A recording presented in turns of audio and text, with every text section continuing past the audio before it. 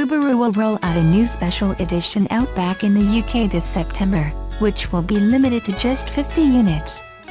Dubbed the Outback Black and Ivory, buyers will get a unique exterior color and interior leather trim combination, plus plenty of standard equipment. The Outback Black and Ivory gets a new black paint finish known as Crystal Black Silica, which is mated to full LED headlights and 18-inch alloy wheels. In contrast, the cabin is finished in white like ivory leather with black highlights on the dashboard. In terms of equipment, the Outback Black and Ivory is kitted out with Subaru's EyeSight collision avoidance system. The two cameras positioned at the top of the windscreen enable features like automatic emergency braking. Elsewhere, the car boasts heated front seats, a power tailgate, a rear-view camera, plus Subaru's Starlink infotainment system complete with satellite navigation.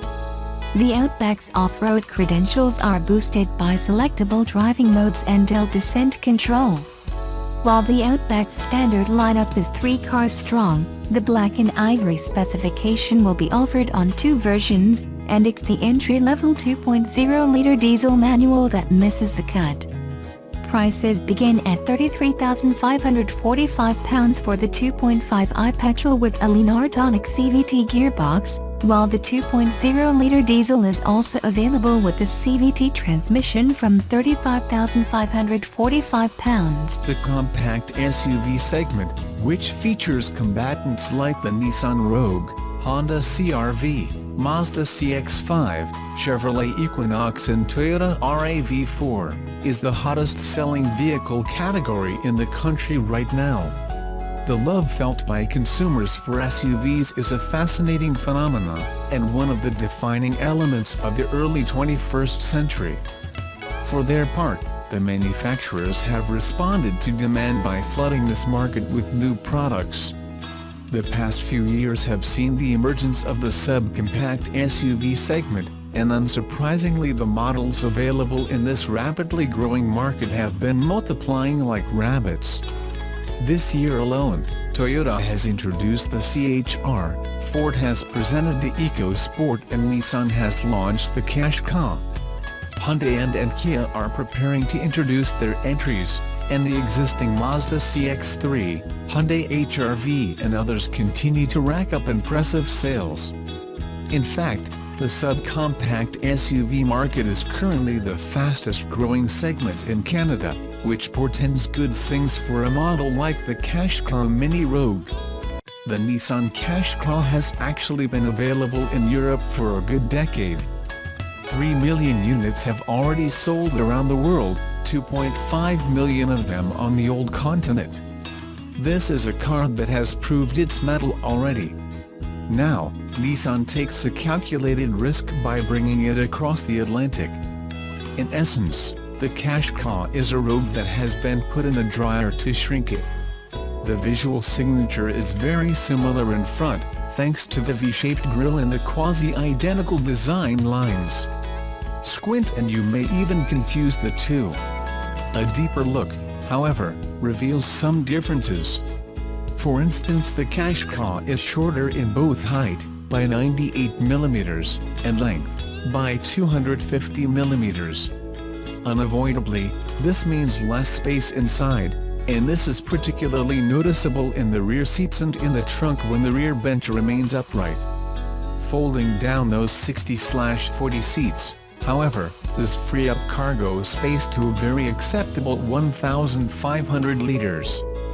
These space constraints, however, are all that really differentiate the Qashqai from its larger sibling. For the rest, its owners benefit from all that the Rogue has to offer.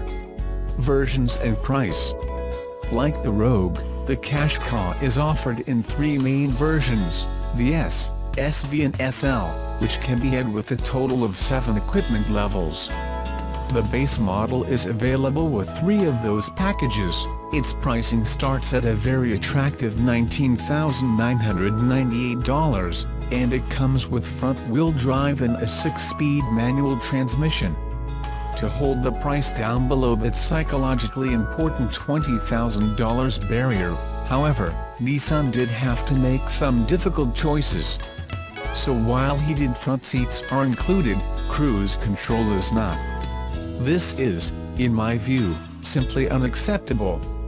We're not talking about a Micra here, after all. This front-wheel drive base model Qashqai also comes with an optional CVT transmission. Buyers can also choose four-wheel drive as an option. The first brings the price up to $21,998, the second to $24,198. Step up to the SV version, and the features included step right up along with you, and in fact Nissan expects this is the model most consumers will gravitate towards. Given that it comes with standard smart key, power sunroof and dual-zone AC, it's easy to see why. The price for the front-wheel drive iteration is $24,598, while getting the all-wheel drive powertrain will set you back another $2,200. For those who want even more, the Nissan Qashqai SV at $29,498 comes with a host of features and functions, for instance roof rails, 19-inch wheels and a 360-degree camera. A platinum package that gives you a slew of additional safety systems is available, and will bring the total cost up to $32,198. For this trim, only the all-wheel drive is offered. An honest SUV. Honest is probably the most accurate way to describe the driving experience provided by the Qashqai.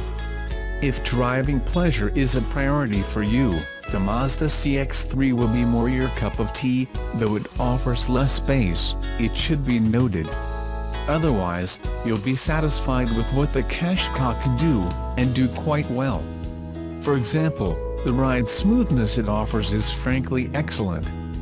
That said, the generous travel of the suspension does cause some roll and bouncing on uneven road surfaces. As for the steering, it is not particularly responsive. The CVT box, meanwhile, makes for a noisy engine when accelerating hard. You'll get a much more dynamic driving experience out of the manual transmission, which helps you get the most bang possible from the 2.0L, 4-cylinder, 141 horsepower engine under the hood. On the other hand, the stroke of the gear shifter is significant and sometimes lacks in precision. It's also worth noting that with the manual transmission the engine revs higher at cruising speed, making the vehicle less fuel efficient. I would still choose this gearbox, despite that, and actually it's a shame that the manual box is not offered in the rest of the lineup. The reality is that today's consumers don't really want it, and it has become little more than a marketing tool for manufacturers to offer a lower starting price to attract buyers. A real shame. Conclusion. At the time of writing this review, the 2017 Nissan Qashqai is making its first appearance at dealerships. Already, we are hearing that in some places dealers' order books are full. Chances of success for the model are very high indeed. The price is right, the interest is there, and, to top it all off, the Qashqai looks pretty darn good. While it doesn't deliver a particularly exalting driving experience, its performance on the road won't leave you disappointed. Neither will its fuel consumption, which comes in at around 8.4 L, give or take a few decimal points, depending on the version chosen. All in all, and barring any surprises, the Qashqai represents a solid buy, something that can't always be said for brand new models. I'm not much for the whole LS swap the world thing, but sometimes, it's way cooler than it has any right being. This is one of those builds. Instead of taking the typical route of airbag suspension and Nittune, the crew at More Performance took the Subaru Forester, or at least what's left of it, and made Project Arkham. With a supercharged LSX motor in the front sending mountains of power to the rear, it's a one-off that's sure to set itself apart from the cliché builds of today. Painted in Joker guise, this thing growls more maniacally than the Batman villain laughs. A 1.9-liter LSA blower sits in the V of the engine and helps to amp output all the way to 554 horsepower and 534 pound-feet of torque. It sends that power through a built-in 4L80 4-speed auto and finally ends up at the back wheels with the help of an upgraded Subaru rear end. Shots of the engine bay show how bonkers this puppy really is, and no matter your stance on the project, the work put in has to be appreciated. Thanks to the LS's inherent simplicity and power potential, it turned this Japanese crossover into a ride that can't easily be matched.